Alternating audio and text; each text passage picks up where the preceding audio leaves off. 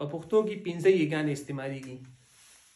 لومړی ده معروفه یې، دویمه ده مخصوصه یې، دریمه ده د تانیث یې، څلورمه ده د امر یې، پنځمه ده مجهوله یې. معروفه، مخصوصه، د تانیث، امر او مجهوله.